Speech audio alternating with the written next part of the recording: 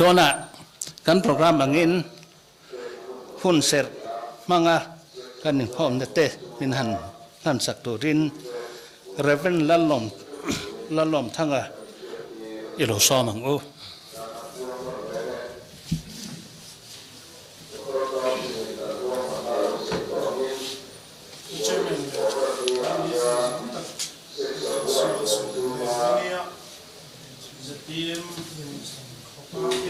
ตู้ส่งเตะเป็นอาร์ติมีเตะอะไรลูกกระคอมช่วยข้อมังตัวลูกกระคอมส่งเตะกันแล้วไปสุขสิสตามิงินอามาสันจิไปกบุกเจ้านี่พาสตอร์ละลมทั้งอ่ะกันนี้ซานมาริอาสอนกันออกมาชวนนินอะไรพาร์ตี้ออฟฟิศก็ไว้ขัดลูกกันนะอันนี้คอนเกรสออฟฟิศชวน MPF ลำบัดกันมันที่นวางินทุกวัสดุเวตัว MNF พวก BJP ออฟฟิศลำบัดเตะอย่างชวน MPF รองบอลนั่นลำบัดกันชวนพาร์ตี้ออฟฟิศเตะทุกกันว่าสวยกันวัดเลี้ยงถิ่นตัว ZNP นี่ไล่ขันไว้ขัดกันเลี้ยงตัวกันหูตูเตนันอย่างชวนนินให้ไล่พาร์ตี้ออฟฟิศตักฮีก็ไว้ขัดลูกกันนะอันนี้ที่ส่วนนี้หุ่นเสร็จมังตัวเรามีนั่นสองตู้ปุษยามาทีนี้มาพูดกับเฮลวะกันเลยมุลวะปุษยามาหม้ออย่างสู้วันนี้ให้ไล่หุ่นเสร็จมังตัวเรามีนั่นสองมาบางเฮียนินกะล้อมตักเสร็จนี่ที่ข้ากันสวยดัวที่ส่วนวันนี้เฮียนินให้อุปเกจเอาเลียนนั่นแหละอุปนัดส่วนนั้นเต้นมีนั่นตัวอมเวกของอินเราดิ้งลุกเสร็จละกันนั่นตัวอมเวกเส้นเตี้ย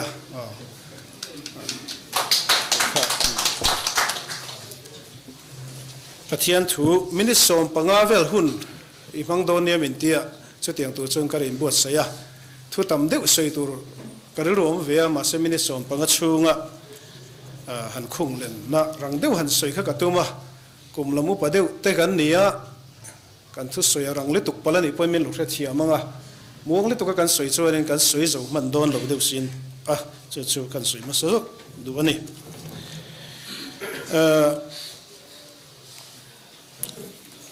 ประเทศถูยังไงทาง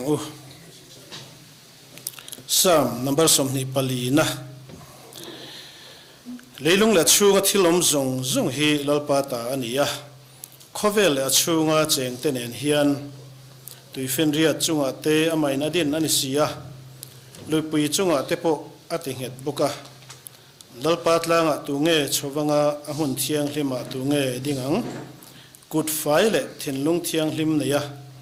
อาเรื่องยังมาลูไม่ละมาด่างไงหรือวะบุมตัวมาเชื่อชมไงหรือมีจูอันนี้จนลลปานเนนตามัลสมนะอดงอัชันดำตัวประเทศเนนตาฟิลนะอดงบุกังสามสมเรียดเล็บกว่าจางสมปะขตายวันตะขี้นังมาตานี่ยะเลยพอให้นังมาตานี่ข้อเวลอัชูงที่ลมจงฮีนังมาดินอันนี้อัทุเทียงหิมกันเชียร์ประเทศนี้มันมีสมสักรสเซ่ที่ตรงใจยังลลปากันประเทศให้เวเนีย ZPM ปาร์ตี้ชูงอินข้อมาหุ่นเสร์เตมังเทียหุ่นทรามินเปกฟังเล่เวนีเท่งอีกข้อไว้รงบอลน่าทกเทตัวรามินไก่ช่วยนะอวางินอินเฮนอารมณ์ถูกกสิลเซ่เวเนียเฮียนลลปากันประเทศรำเล่นน้ำตานาทกตัวส่งเตเฮียนอิตานอันทกันอิติอินเสียอีรงบอลน่าอันทกันอิติเสียรินอมตะกันทอเทนตัวเล่รำเล่รู้เรื่องละดิกตีมังอิถูเตตัวเตหันสวยตัวริงกันบวชเสนี่เวนี่เห็นอิถู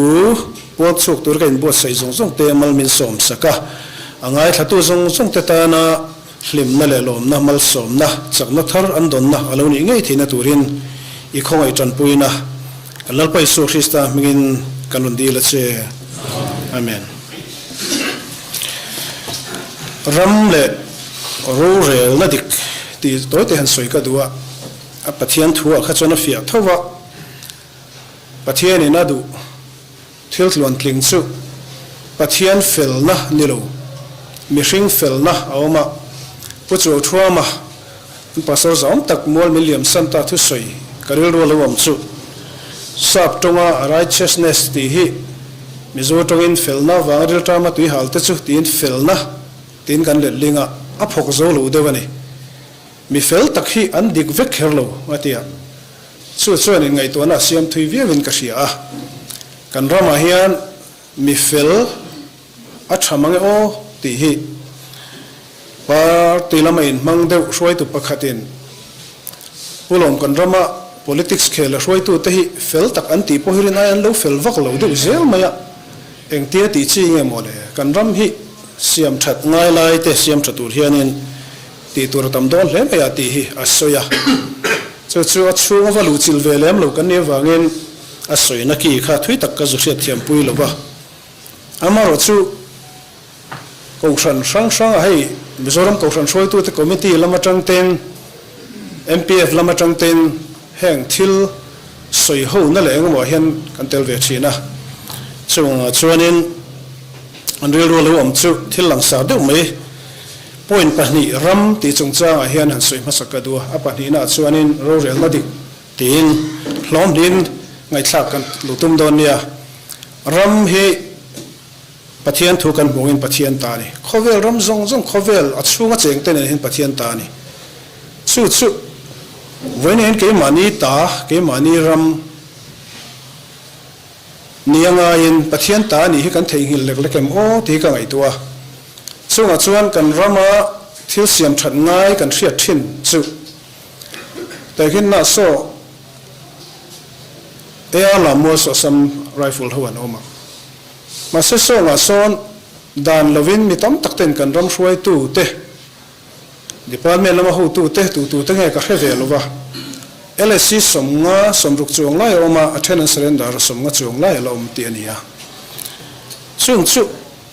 sarkar rama po chu tiang mi mal le ram kan lo nei zel si chuanin chu tiang thil dik lo tak kan ti zel si chuan kha kan chairman kan ran soya industry chingchang ram chingchang te tin World Bank Road hi kan hria Mizoram PWD ten kong World Bank Road an lai don khuan zau takin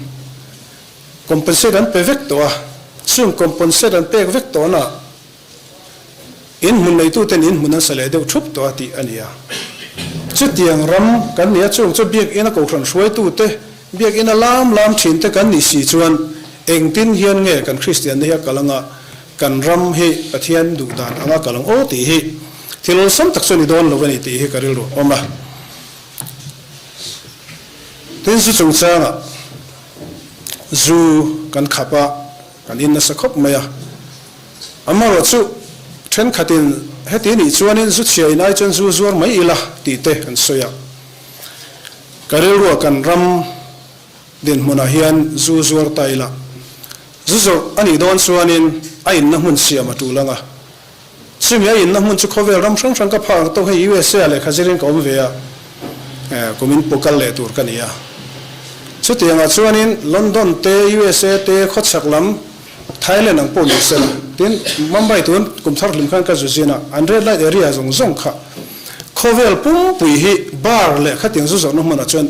engani global village kan tek den one culture engba poisa kom to lona tok bal vek anitani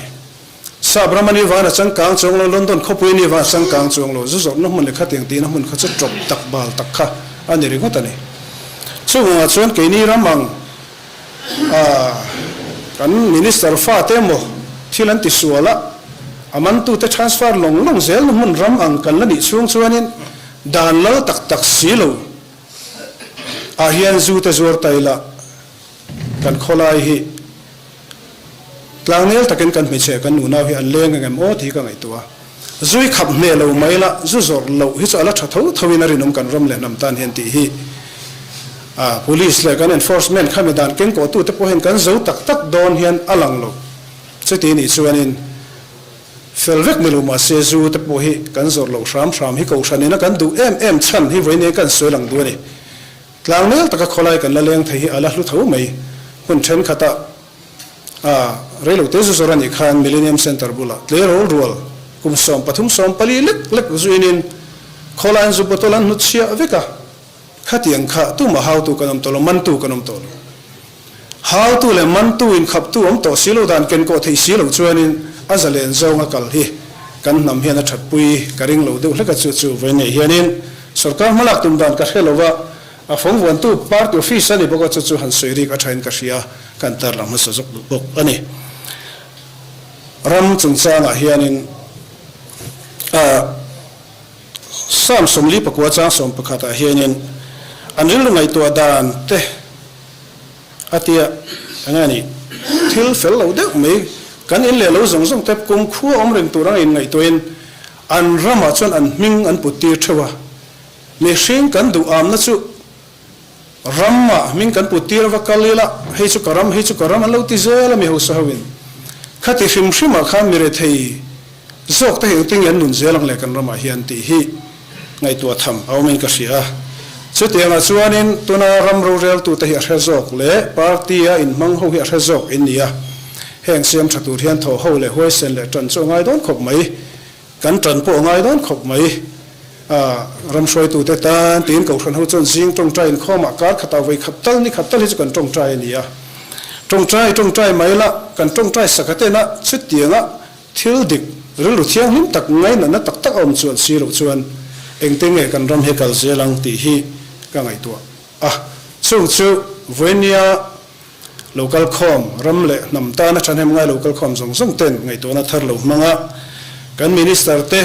kan ayo kan thantlin te hetiang konga thataka nan tho theina tur back up turin venin ka ngen chu ka som du bok chu ni keini pastor te rong bol tu te chu tlin lo na le fel lo na tam tak nei kan ni tho mai amar chu thei to pin kan lo tong trai pui veng chu ti kha hey minister hian leng tur min som hen om thin to veni kan minister chu soi tur hi kan u kan tianga ani hi chi ine na kan lo la leng mai thei ni te ka tia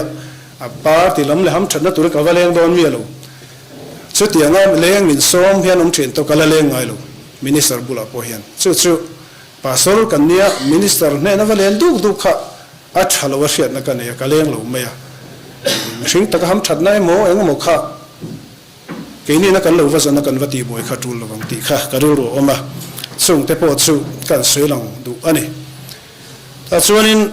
ram hi pathian ta nia isu kan ram in kan nei le chu enga ti chuan ram ri chung chang ani heng ram ri chung chang a hianin boundary committee khan hun ser mang turin par sarkar ma sa khan milan som ka vatel ve ta chuanin an sei party sang ten ti khanin congress party khan local du talawa chu tan sei chu 1875 kha kan tran sanani ti kha ania ka zo ta hei hi atak takin tiula athon thu chon dik view ma sela vai ho zong khu zo zai chom lu tur khuanin mizoram ku hin kan du tak takem relevant vaklo ai chuan take and give and do in siam rem dan kong om lo chuan he thu boi heng tik marin ka ring lova hi chu dem min lawe in tang khong mai me thil ni theilo hi in tang ve de ulai omin ka sia amar chu chin fel dan kong ro chu in siam rem na kong hi ngai ka ring ti kha ka soya tu ma min dial lova o an ti ge ti ro phei chu ka helo wa chung ta chu sarkar piagina har satna in laton tulin ram pachon tur kan lam pachon tlan tur chu ram ru chung chang te ani do ani chung kong apo chuanin apoi mo ber chu pathian he pakhat na da ila ram hilal pa ta ni ti kan sia chuan ata nia mitin namtin kan umna tu ram rimin kham saka chu mimin kham sakna fel tak chulung oi tak hian hum halin ti ve ila kan lua zo to lo kan phak to lo kan million ho ina en ko zo sen lo ram zau tak kan nei poi ban san ni la kan en ko zo tok te hi nei la ram poi kan en kol tok tu lal pa min pe ka hianin lung oi thiam mila kan ram le nam hi a thang a ti hi karel rom ve ni chu kan soi chok ve ni ti chuanin ram hilal pa ta ni kan in munin nek dan te tin kholaya kan chu me zok dan bal li tuk le tok li tuk te hi khovel ram sang te kan tlo kol ve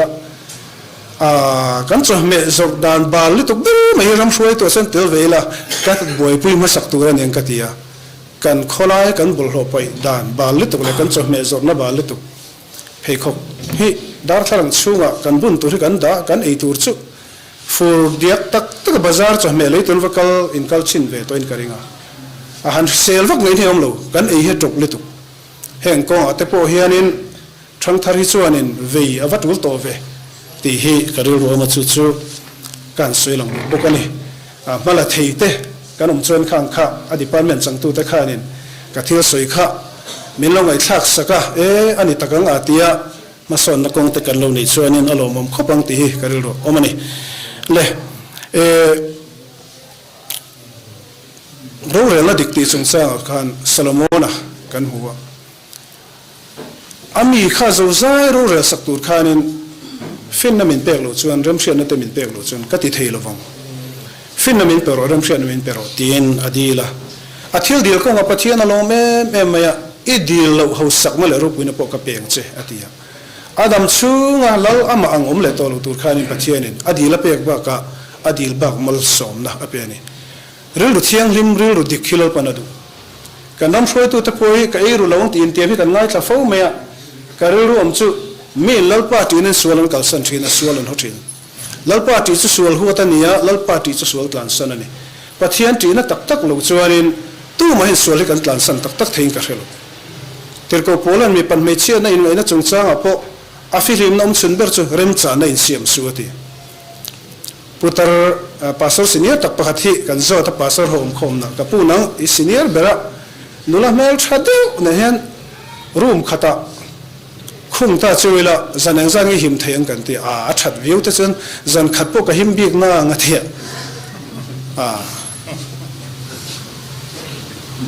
rem cha na siam suati polan a him nom chun chu khatiang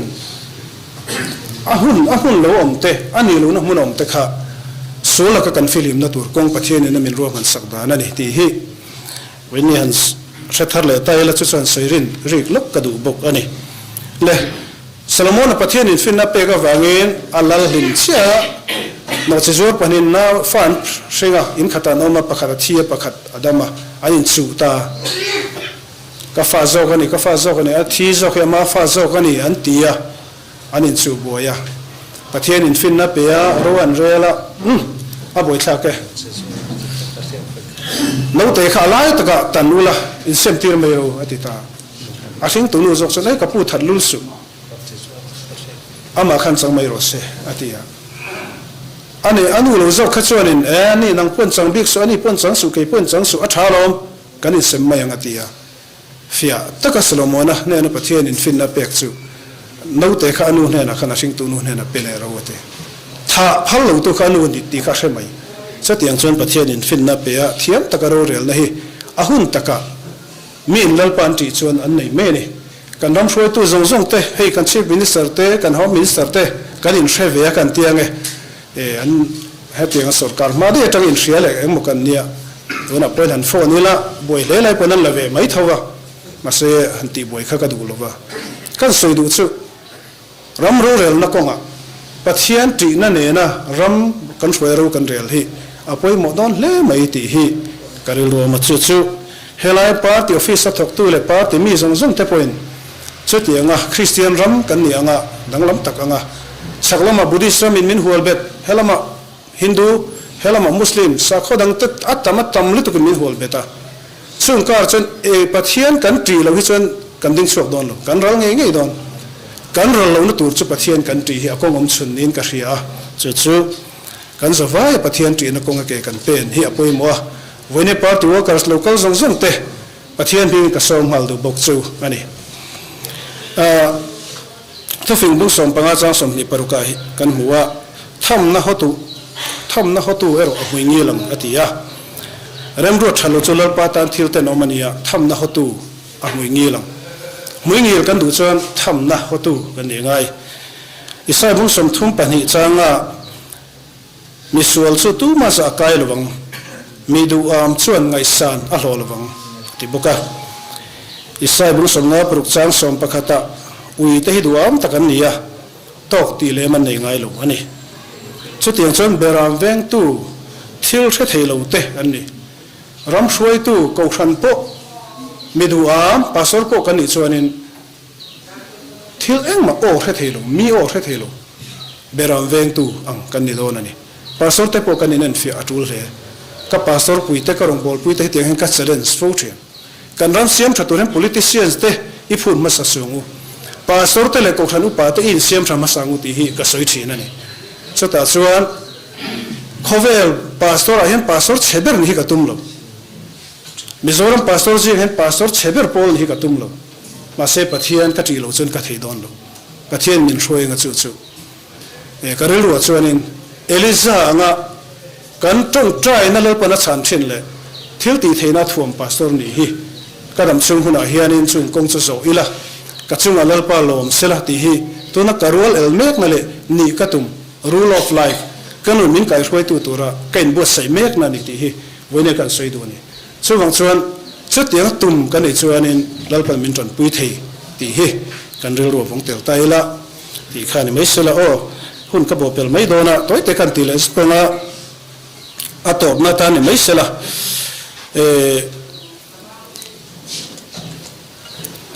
Japan ho hianin thil an culture thil lutak men ya kinsuki antia kinsuki ti chu kin ti kharang ka chak tina nia suki ti kha join for khom tina nia a thon thu chuanin an lalin thingpui in na no lutaka ne ya apie a chia lo khana ti ke pala ti ina chelo a hau shepa mangang taken ma se khami siam thai te tur khan zonga chaina raman thona anan siama a tha tak tak lova Japan raman mani iron chuakin an siam thalea rang ka chakka thil ke chia phuar kho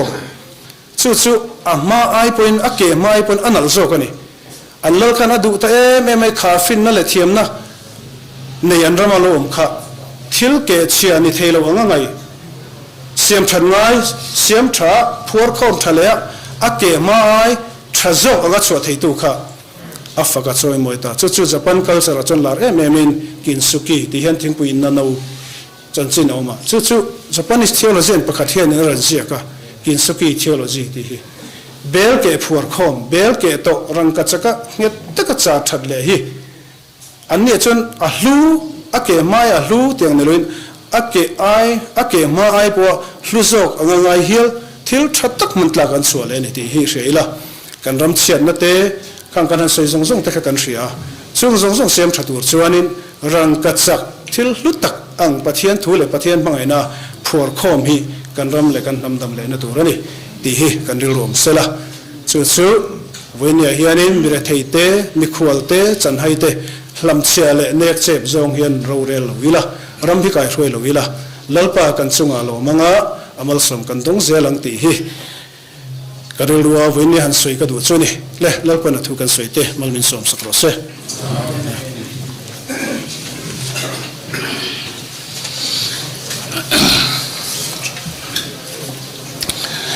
pasal lalom thanga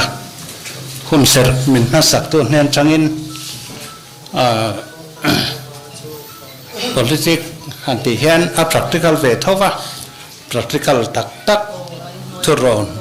te bian pe kha alom le ani hey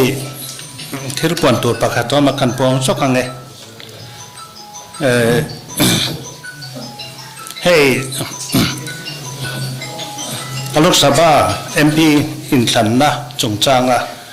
electoral he lam the ani a chu chu tuival bial Aizawl North 1 Aizawl East 2 Aizawl West 1 Aizawl South 1 le Aizawl South 3 10 heng electoral he lam the ni e ti kan general secretary atangin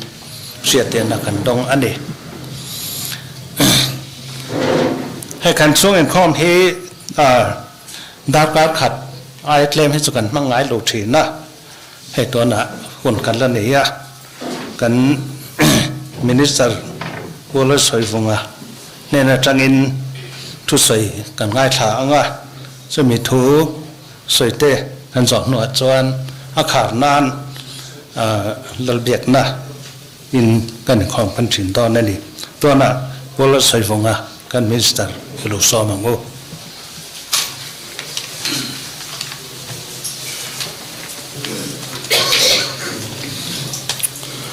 chairman voinia hun thatak mai party hroi tu ten min ron pe a lom katia kan sarkara kan mi poimo ai government chief whip tui changbial tu te department board chairman tele party a lungrol puite in ma ding thaya kom hi lomum kati tak zetani tin hun ser min non man sak tu kan pastor chunga lom thu ka soya atu sei kha aro pui katia ti khan du tok tamai ila voin hi kan lok zok mai om nge ti te kangai tu na a oma a ne na tanga thu kan don kha vongila ni ti na kan nun chua pui ngal tur thu tha thu dik ania vong nungila ni tinin kha ataka nun chua pui po tum thuk ila athale ome ama sabera kan saidu chu lom thu han sei kaduani kan office a hian opposition MLA ni khan he tiam hun hi min pe a nikuma khan hun karon manga marte voi ni ro chuan ain tha tadai maya ruling party ni in pathian le hotu te du sakna in minister din huna hial dingin tihian in ma a kaluding thainia hei hi kangai tua thrina pathian khongai na liao ani ti hi voinia hian in ma ka soidua ZPM party kan nia thamem ngai takin kan beya mara zo min vote ting tu te hi a ZPM party chau ne lovin mi puin kalpung tharo mi pui sarkar siam andu awangin ZPM candidate te mian vota ti chuan sarkar na siam khop MLA pathian in min pe a sarkar kalpung thara mi pui sarkar kan be sei sarkar chu dinin alowang ta ni awamom katia hei pathian na tho ani ti chiang takin voinia hian kan sei thar le du'a chuwangin mipui te chunga lom thu ka sei rualin hemal somma min petu kan pathian ne na hian lom thu ka sei ani tila dang le kan sei le du chu sarkar thar nuaya tian office a thu karon sei vena masaper ania wangin min lo hrethi amanga toy tein soi ka tumania ka soi rei don lova ama sabera ka soi du chu mi puin rorel na dik an beise ZPM sarkar thara hian rin na an nata chuwangin mi pui beise mi pui min beise na ti hlotling turin ZPM sarkar thar hian kan ram tan kan ti thei ang zong ti turin mala kan tumani ti hi voinia hian kan saidu ani hei ka department en kolatang hian toite han soita ila ke ya chuan work sound velova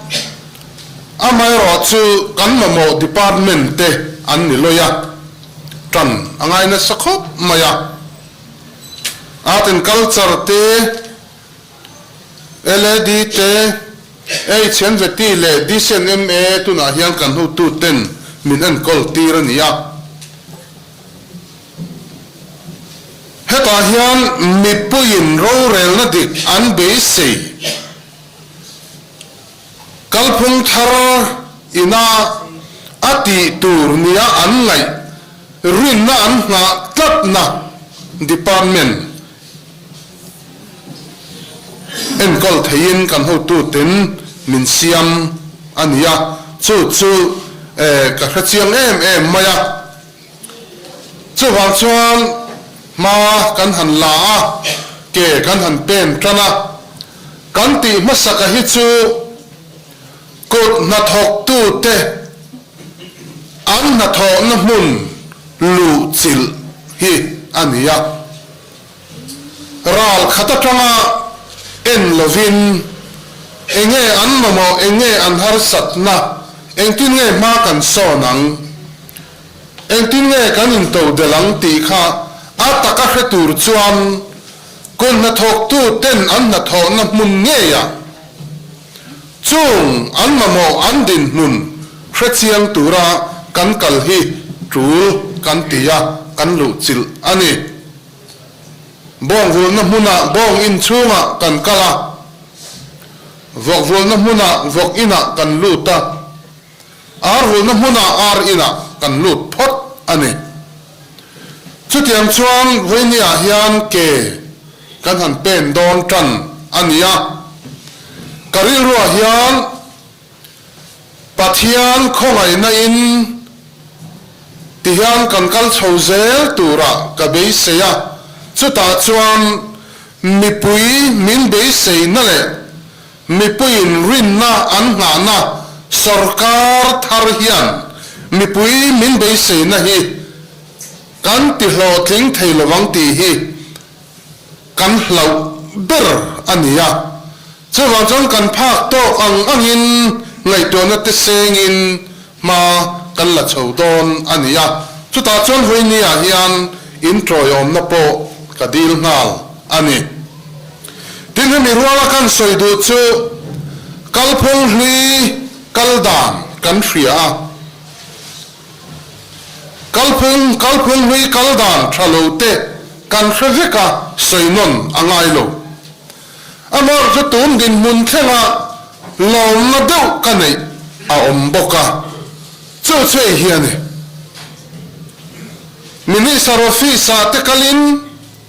chumi chu chu tiang khatiang in ti hi ala om lo niin ka hria a chuwang chuan kan sarkar a hian kan zawai hian kan tlang hle ro rel na dik kan ram hom theina tur hian kan zawai hian kan phek tran ni hian ka hria a alo mom ka tia enti ma ta na kan hrai tu mi ha tak te office minister office kalin chumi na chu min pero chu ta chon chu tiang chom kan chung te chu tiang khatiang na forget po ni se tia kha ron ti tareng mai sela kan ai wa rural tu kan than kan siam minister te tan chon a har sanguta chuwangin mipui atang po hian chu tiang ang chu kan ti theya chuwang chuan khatiang anga innor om lawa voini thela ke kan la pen ho te hi kan zawai in nung ruang na le kan tan ho na nin ka hria a he la kha hian kan filim zel po apoi mo in ka hria chung ta chu kan soilang masadu ani tira dang le kan soile du chu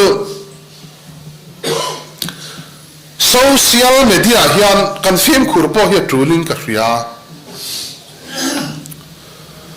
mania pachua koleisa seminar international seminar on social media and tribal culture impact apoi mo na khang ang seminar kha nei ania chuta chuan a khwal le na ta min ron soma ka zu tel ve ni riru a khoi khop maya hei hian social media hi mimal tin mong kan nun phung le kan chung ko nun phung pol anga kan in rel bol na te theng hian tu na hian a ngong anak le ni a thalam zonga mong kan mu chu college zirlai te university zirlai te plus 2 zirlai te high school zirlai te hian an zirlai thataka zir theina man ruan manga atha em ani committee ko nan te po kanin manga atha em ani kong le lama chuan atha lu zonga mong tam tak anaya poi em boka chuan chuan voini a hian social media kan man na hian kan film khur atra dot ma tu te mo vati mol po tum na te thu ting lo le thu dik lo manga thu vor dar laka te hian film khurila social media hi tangkai taka kan man chuan kan ram tan mi pui tan po hian tangkai tak ani the ani a chan chu thil tha thil duom engemo alo thleng ani poindar kar a minute khat chung lekin mitam takin kha thil tha thil duom akha kan hu ngal theya thil thalo thil diklo alo mani point minute khat chung le khan mitam takin kan ena kan hu thei ngala kan hre thei ngala ni chuan chuan social media hian kan film khur hle apoi mo in ka hria a chulai chu kan soi toy ten kan soi du bok ani tin adang le chuan hei party hroi tu kan in thlang do na helai toy te soi ka duwa party hroi tu kan in thlang don kan thlang don ani hei hi kan party in hroi tu kan voi khat thlan na tur ani do na ta hian hroi tu tha ZPM hian kan nga khop maya mi it om tak tak mi du om tak tak hroi tu ta na thlan chua na om tak tak hi ZPM party hian kan nga le ani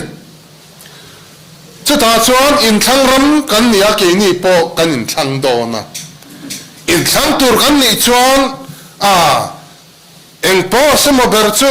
a chu po kan in chu veng chu male ka kan ti tur po ni don lo mi chu kan ti tur po ni tu ma kan in dem phelo ama ro chu veini en ka soi du chu in thlang ram kan ya kan in thlang do na eng ni na mo eng po semo kha kan chua kha thiang ama ro chu ZPM hi chung ko khata om kan nia wangin kan ril ru thiang lim ro se party hroi tu kan than na tura hian ril thiang lim tak thinung thiang lim tak nen in than na hi ma chon itu manguti hi ka som du chewani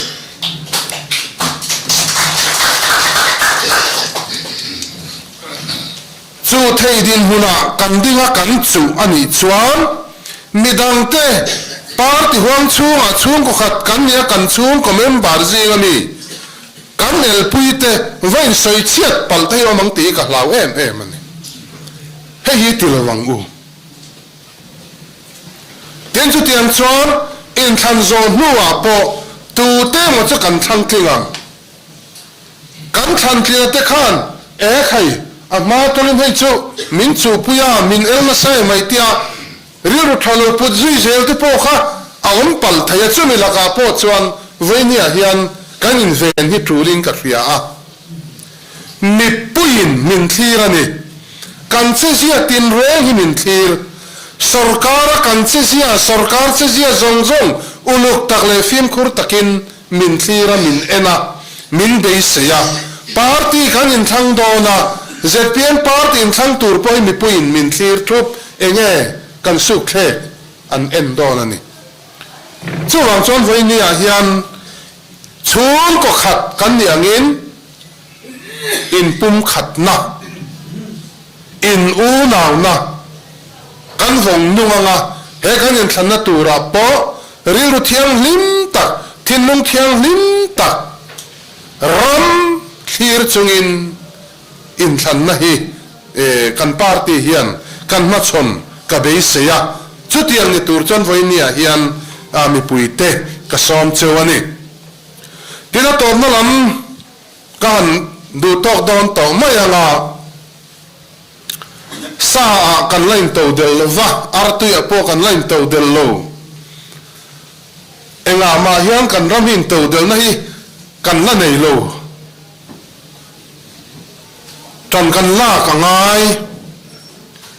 sain to del turin rancho kanin to del masak angai rancho in to del tur chuan a material vaimin te bekang te